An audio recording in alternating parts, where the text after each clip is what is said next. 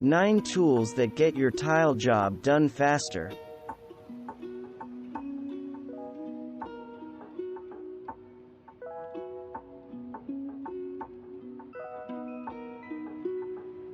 A tile wet saw is the best tool for cutting all types of tile, including porcelain, ceramic, stone, and glass. Its blade, which has no teeth but rather a diamond or carbide grit, gets flooded with water during the cut to keep the blade and the tile from overheating.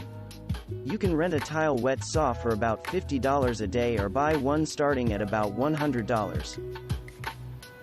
A grout float looks like a masonry or concrete trowel but has a rubber base. It's used for applying grout to the joints between installed tiles.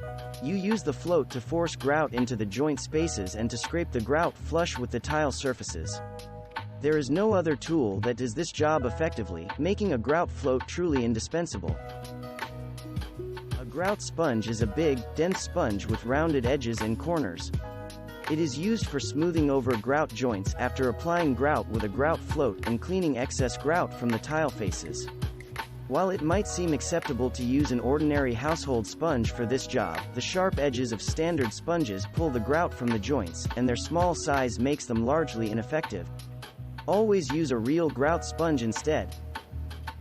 Notched trowels are used for spreading tile adhesive onto the floor or wall. Trowels with square notches are used for thinset mortar for floor tile, and V-notched trowels are used for tile mastic for wall tile. Trowels come with different sizes of notches. Use the size recommended by the thinset or mastic manufacturer.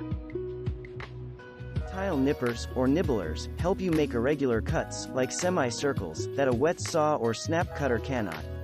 They have pliers-like handles and biting jaws that nibble away the tile much like a fingernail trimmer.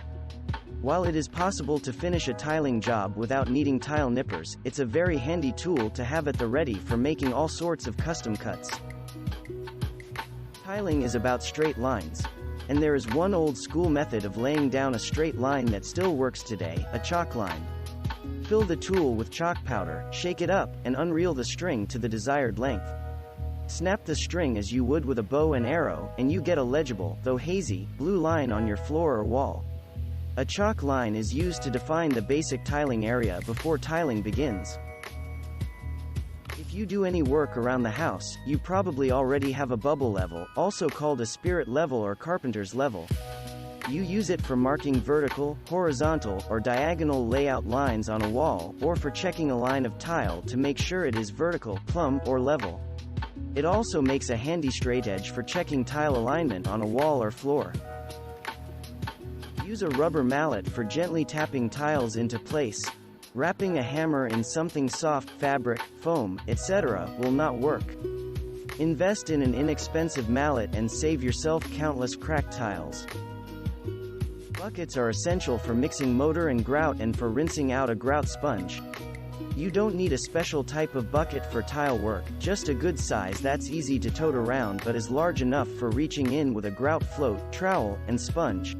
Thanks for watching. Subscribe for more interesting videos.